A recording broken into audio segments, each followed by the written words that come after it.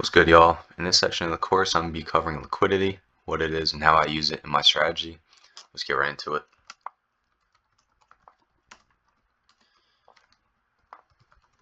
So right off the bat, liquidity is accumulation.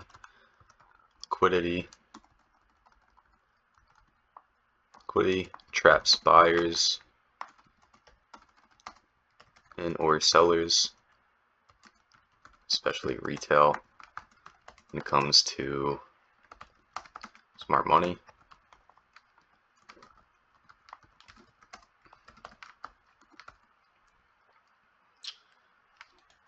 Okay. So right off the bat, here you go. Liquidity is accumulation orders. So say, price was doing this, and then if you ever see this in the market, let me explain to you. Retail has their support and resistance levels at the highs and the lows, all the rejections, right? So what happens is they're selling heavy from up here and buying heavy from down here. Price, what it'll do is, give them, oh wow, look, I'm up. They'll hold their position till they take profit or to the next level, and then price will come down, stop them out. But not only will it stop out sellers, it'll also stop out the buyers. The sellers are selling from up here. Look what happens. They come down. They think it's going to break this support. Reverses on them. Stops them out. The buyer's like, oh, yes, let's go. Price going to come back down. Retest off this and go up. But as you can see, price hits this level. Doesn't break the next one. Comes down to this level. The thing's going to buy from here. It stops them out. And it just keeps going. So, how do we use this to our advantage? There's many ways. Supply and demand. You won't get stopped out like this. Can you still get trapped in liquidity? You can, because the market is starting to realize a lot more people are trading supply and demand. So, let me show you an example with supply and demand. Okay, so you've got a nice uptrend, but sometimes you can see price do this and then go up. So a lot of traders will have their demand right here, get stopped out, the price will hit a lower demand. Why does this happen? I'll show you right now. Let's go into the real charts. Let me explain to you guys in fuller detail what I'm saying by this. Okay, so right here, perfect example. This supply zone did not hold. Why didn't it hold? It wicked it and then it fell. So all of these traders that are trading supply and demand will have their stops right here and have their TP right here. Just like I was saying, support and resistance will be right here. It'll be right here, we'll say. And people are buying from here, selling from here. They get stopped out. Price hits the demand zone, falls. But in this case, why didn't price stick? First of all, this was the New York Stock Exchange open. Don't ever trade 9:30 Eastern time. Don't ever trade it. Don't ever trade that candle. Wait until 9:45 Eastern time, 10 o'clock, then start trading. Why? Perfect example. You have a 5R lined up. You're like, let's get it. This looks perfect. We've got liquidity here, which would have been good, which was buy side liquidity. It's in right below it. But the thing is, okay, on the higher time frame, this right here, this supply zone we had marked up, acted as liquidity. Okay, this was a wick, so this is invalid. Would I have taken this? No. Did I take it? No. I had this marked up, but I saw how quick price shot up. I saw it break it, and then I saw it wick it, and I saw it drop. That's liquidity. So let's keep going. Keep showing you guys. So here you go. Okay. Little example here. A lot of people can have their demand zone sit maybe right here, or this one right here. Depends how you trade it. Boom, demand zone right there. They're like, all right, it's gonna play out. Why wouldn't it play out? Because there's wicks sitting right below it, and there's a deep retracement demand zone sitting right below it.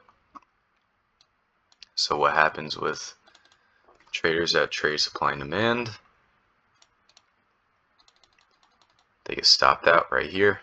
They're like, oh damn, alright, let's sell from right here. This also acts as liquidity because there are higher levels of supply sitting right above it. Also confluences with what? Imbalance sitting in it. So when you're trading liquidity, you have to know, you have to know how the market moves. You have to have confluences with it. You can't just be like, oh yeah, I'm gonna,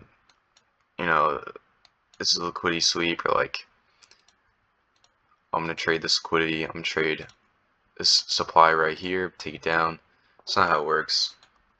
You have to look at the overall trend. So as you can see, people were buying from this area right here on the 5-minute that I marked up, but if you look in the higher time frame, like the 15-minute, we had a demand zone sitting below it, all the way below it. Okay, so once again, people could have been buying from here. People can buy in from all in here. I don't know why they would from here. As you can see, liquidity sitting below it. Liquidity sitting below it. Liquidity gets swept. Liquidity gets swept. Taps into the real level of demand, and then shoots up. Liquidity is pretty simple. This right here is liquidity. I like to see big wicks. It's like that's liquidity in my eyes. This is liquidity in my eyes. All of this right here is liquidity, because there's tons of people selling in this area. There's tons of people buying in this area off this level. So price needs to come back down and take them out. Tons of people selling in this area. Price needs to come back up to take them out. And look at this. Price has this wick right here. Tons of selling pressure. Okay. Sells right here. They get, okay, nice. Coming down. But immediately after that, it comes back up. Look at this. Takes all these sells out, and then sells down. That's how liquidity works. It's just accumulation of orders. So the banks see all these orders, could even be their orders, but they need their money. They need to use our orders, retail traders, same thing with supply and demand. They need to use our money to make their money. Right? So once again, liquidity being swept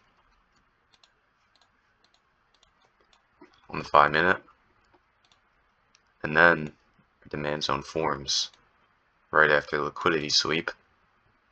Okay,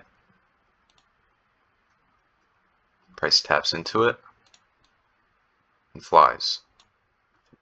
That's how you can trade liquidity. Pair it with your supply and demand. But say you're, let's see, let me explain this for you guys. To use it as take profits, let's go down to the 1 minute so I can show you. You can use liquidity as you take profits as well. So what is this? Liquidity gets swept, then sells. So you get the idea. Big orders, big sells in this area. Price takes all those sells out and then makes this real move down to the demand zone, which formed right after this liquidity sweep. So liquidity in market structure gives you a whole story of the market. You just have to understand how to read it. You have to understand how to trade it. So I'll mark this up. Liquidity. This was the sell side liquidity. I'll just keep this all the same for right now. Okay. This needs to be taken out to the upside. Okay. We then have the downside being swept. Liquidity making a low. Forms a fake high. A new low. Swiping this liquidity. As you can see, this candlestick swept all the orders. And then continues up, making the big impulsive move, forming our demand zone right off the liquidity sweep. So now indicating that we can buy off this demand zone. Where do we target? Well, we target the high or this next liquidity zone, just like this. As you can see, price played out perfectly. Simple. That's how I trade liquidity. That's how I view it. When price is consolidating, so say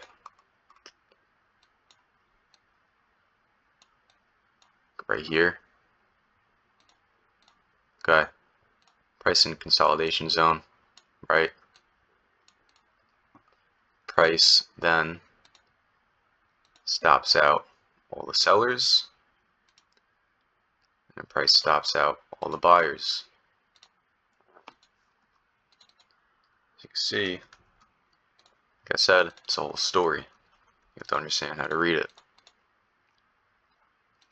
So once again, accumulation, price stops out the sellers to the top side, and then immediately stops out all the buyers. Comes down, then also stops out this little demand zone. Why? Because this wasn't valid. This is not a valid demand zone. This didn't break this high, so this demand is not valid. This is just faking people out, accumulating even more orders to the downside. Okay, price stops them out, new liquidity, and now what do we look for? This as major liquidity. Let me remark that. So at some point, price is going to take this out. And what does it do? It takes it out because so many people are selling from this area all in here. You see, sells down, sells down, sells down, sells down. The banks need to come back up to grab all these sell orders. So what does it do? It does exactly that. So all these little wicks right here, and even trend lines, they're all liquidity. Same thing, liquidity sweep with the demand, just like I said right in a couple minutes ago. Liquidity sweep comes up, sweeps this liquidity, comes back down, taps into our demand zone, and then flies. Takes out this liquidity, takes out all this up here. It's simple, it's easy, it's really not hard at all to understand. You just really gotta back test it, practice it, learn it.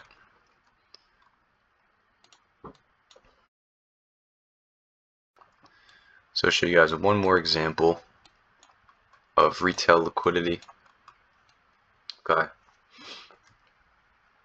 So what do we have here? We've got a channel down, right? So It's not the best channel, but it'll work. What does price do? Price doesn't break. Price breaks out of the channel. Okay. Breaks all this liquidity right here. And also this trend line, this retail trend line that acts as liquidity. Breaks this. And then comes down and breaks the bottom of the channel, making a new low, and then making a new high. So price swept this liquidity to the downside, left this little demand zone right here, and also left this liquidity sitting right above it, and also has all these orders of liquidity at the top. So people are selling here. Once again, people are buying here. Stops out the buyers, taps into our demand zone, stops out the sellers. Simple, easy, got it. I'll be updating this way more, showing you guys more examples. That's really it for this section. Liquidity. Hope you guys enjoyed. That's really it. Hope you guys enjoyed this course. Hope you guys enjoy all the videos that I provide you. Keep watching these over and over again. Study it. Backtest it.